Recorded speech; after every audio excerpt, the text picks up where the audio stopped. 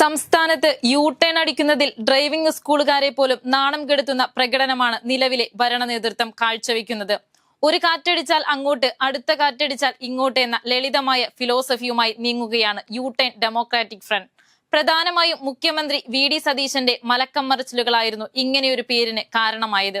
PM-ശ്രീ, മദ്യനയം, ധാതു നിക്ഷേപം, വാഹന മോഡിഫിക്കേഷൻ തുടങ്ങി ഒരു പ്രാവശ്യം പറഞ്ഞ ഒട്ടുമിക്ക കാര്യങ്ങളിലും മുഖ്യമന്ത്രി യു-ടേൺ അടിക്കുന്ന കാഴ്ച നമ്മൾ കണ്ടതുമാണ്. എന്നാൽ ഇപ്പോൾ കുറച്ച് ദിവസങ്ങളായി ആ റോൾ ഏറ്റെടുത്തിരിക്കുന്നത് മറ്റാരുമല്ല, ആരോഗ്യ വകുപ്പ് മന്ത്രി കെ മുരളീധരനാണ്. 2 ദിവസമായി മുരളീധരൻ തന്നെയാണ് കേരള രാഷ്ട്രീയത്തിലെ പ്രധാന ചർച്ചാ വിഷയങ്ങളിലൊന്ന്. സംസ്ഥാനമെങ്ങും ഏറെ കോളിളക്കം സൃഷ്ടിച്ച പൊതിച്ചോർ വിവാദത്തിൽ മലക്കം മറിഞ്ഞിരിക്കുകയാണ് മന്ത്രി കെ മുരളീധരൻ. ഭക്ഷണ വിതരണമല്ല, ആശുപത്രികളിൽ സ്ഥലം കയ്യേറുന്നതാണ് പ്രശ്നമെന്നാണ് ഇപ്പോൾ അദ്ദേഹം പറയുന്നത്. ആലപ്പുഴ മെഡിക്കൽ കോളേജിൽ ഡിവൈഎഫ്ഐയും സേവാഭാരതിയും ചേർന്ന് സ്ഥലം കയ്യേറി. ആലപ്പുഴ ഒഴികെയുള്ള സ്ഥലങ്ങളിൽ ഭക്ഷണ വിതരണത്തിന് യാതൊരു തടസ്സമില്ലെന്നുള്ള യു-ടേൺ ഗത്യന്തരമില്ലാതെ സംഭവിച്ചതാണെന്ന് വ്യക്തം.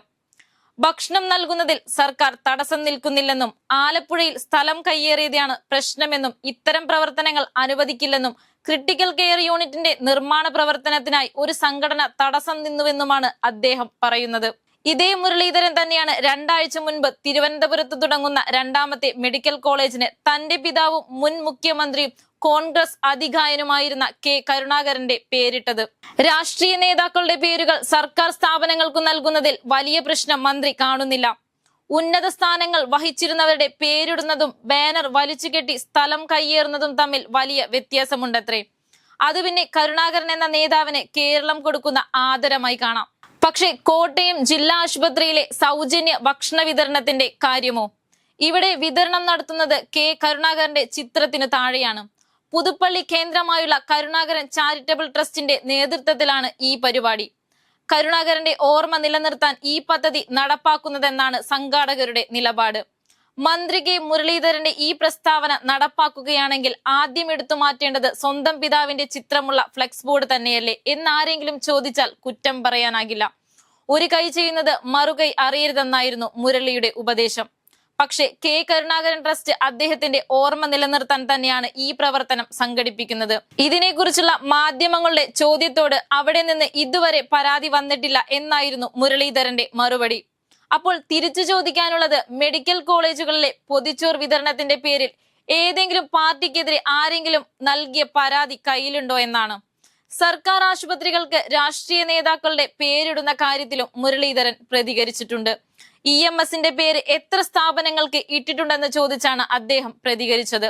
ദേശീയ നേതാക്കളുടെയും സംസ്ഥാന നേതാക്കളുടെയും പേര് സ്ഥാപനങ്ങൾക്ക് ഇടാറുണ്ട് എന്നതാണ് അദ്ദേഹത്തിന്റെ ന്യായം. ഇക്കാര്യത്തിൽ ഇടതുപക്ഷം ഒന്നാകെ മുരളീധരനെതിരെ തിരിഞ്ഞിരിക്കുകയാണ്.